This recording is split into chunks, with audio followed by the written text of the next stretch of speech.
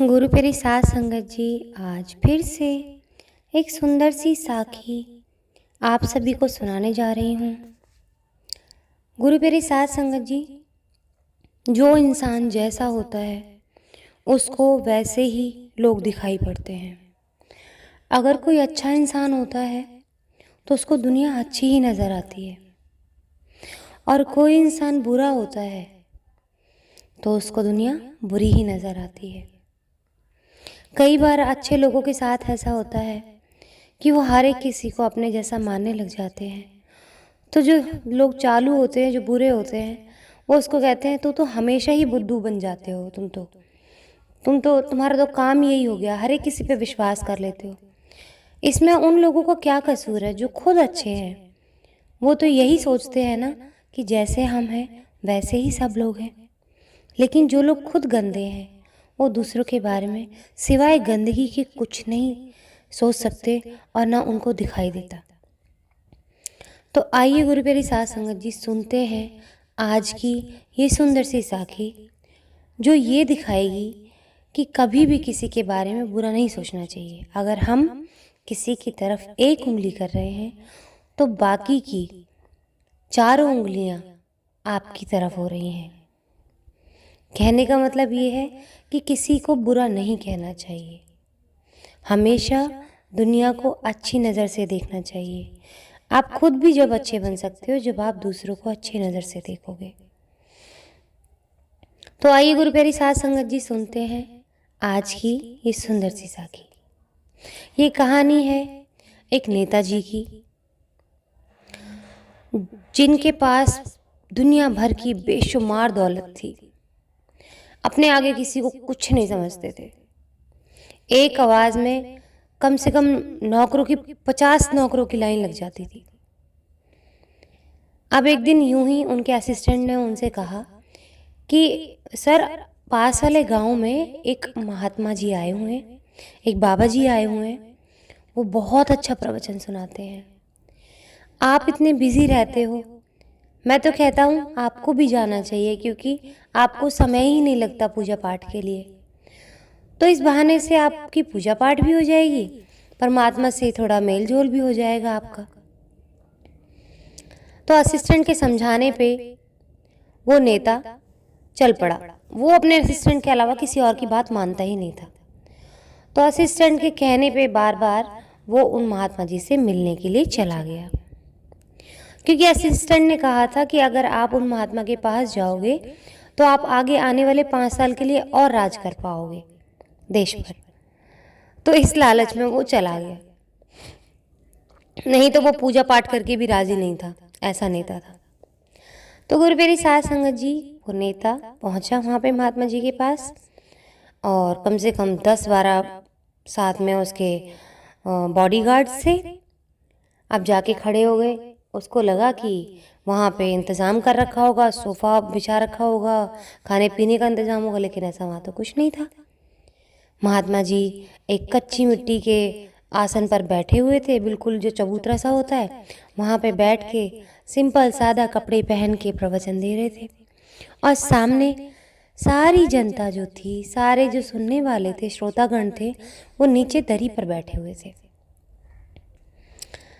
अब नेता को लगा कि चलो कोई बात नहीं, बैठने का इंतज़ाम नहीं है तो महात्मा जी सबसे पहले मुझसे बात करेंगे मेरे आने पे। लेकिन ऐसा कुछ भी ना हुआ। आधे घंटे से नेताजी खड़े रहे, महात्मा जी ने उनकी तरफ देखा भी नहीं। फिर नेता ने क्या किया, थोड़ा और आगे जाके महात्मा जी के सामने खड़े हो गए। लेकिन तभी भी महात्मा जी ने उनसे उनके हाल के बारे में नहीं पूछा, काम के बारे में नहीं पूछा, और यूं इस तरह से आगे आने का मतलब नहीं पूछा। वो अंतर ध्यान हो के परमात्मा के बारे में बस भक्तों को सुनाए जा रहे थे, और भक्त थे कि महात्मा की बातों में उनको इतना रस आ रहा था जैसे परमात्मा से मेल हो गया हो। वो खो चुके थे। नेता को बड़ा गुस्सा आने लगा कि मेरी इतनी बेइज्जती। उसने फिर भी अपनी कुर्सी के लालच में आके कि 5 साल तक तो मेरा आगे क्या पता राज चल जाए, ऐसी कोई बात बताए ये पते की। तो उसने महात्मा जी से कहा, महात्मा जी हम आपसे मिलने आए हैं। तो महात्मा जी ने हाथ का इशारा देते हुए कहा कि बेटा, अभी मैं सवाल जवाब कर रहा हूँ, सवाल जवाब जैसे ही ख़त्म होंगे मैं तुमसे बात ज़रूर करूँगा। अब तो नेता को और गुस्सा आने लगा कि मैं इतनी देर से खड़ा हूँ, मैंने मुझसे कह भी दिया, फिर भी मुझसे बात नहीं कर रहे हैं। तो नेता ने कहा कि मैं इतनी देर से आया हूँ, आप क्या समझते हो? तुम जैसे पाखंडियों को मैंने बहुत देखा है। तुम्हारा ये सारा बोरिया बिस्तर कल ही यहाँ से गोल करवा दूंगा। लेकिन इस पे महात्मा जी चुप रहे, उन्होंने कुछ नहीं कहा। फिर दोबारा नेता को गुस्सा आया। नेता ने कहा कि मैं कल की देर क्यों, अभी यहाँ पर बुलडोजर चलवा देता हूँ। तो गुरु प्यारी साध संगत जी, महात्मा जी ने सारे भक्तगणों के बारे में सोच के ये देखा कि ये नेता अभी गुस्से में, क्या पता कुछ और काम कर दे और जनता का नुकसान हो जाए, बेचारे बेकसूर इसमें मारे जाएं।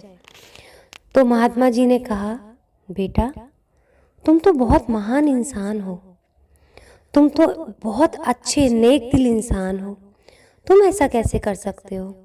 थोड़ा सा सब्र रखो, मैं ये सवाल जवाब पूरे करके तुमसे ज़रूर बात करूँगा।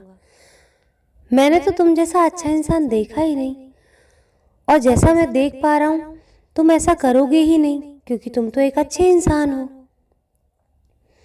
महात्मा जी के मुंह से अपनी तारीफ सुन के नेता को बड़ा आनंद आया, बड़ा खुश हो गया कि मेरी तारीफ की, मैं नेक दिल इंसान हूँ, मैं बहुत अच्छा इंसान हूँ।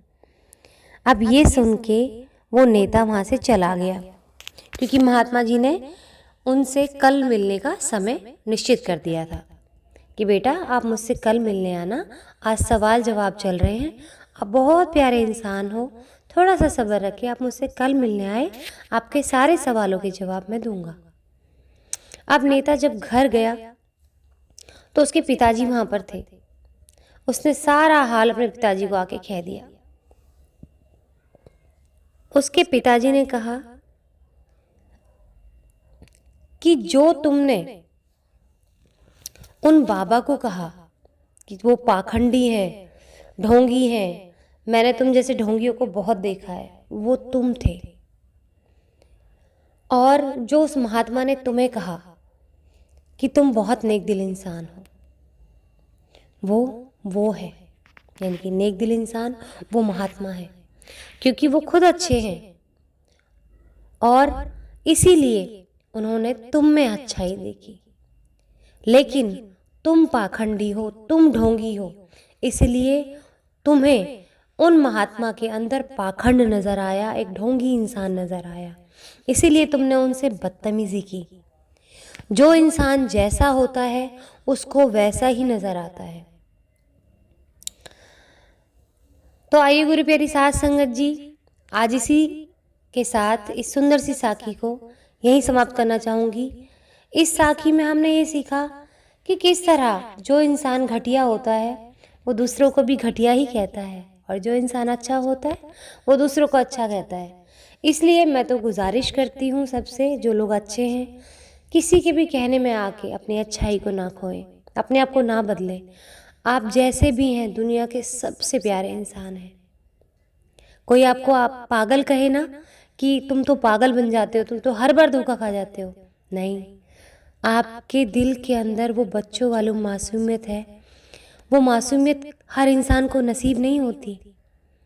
एक वो मासूमियत जो परमात्मा ने हमें दी है, एक बच्चे की तरह, जब से हम पैदा होते हैं और मरने तक अगर वो मासूमियत हमारे साथ रहे तो हम बहुत भाग्यशाली हैं। नसीब तो उनका ख़राब होता है जिनकी मासूमियत छिन जाती है। छिन जाती है मतलब कैसे?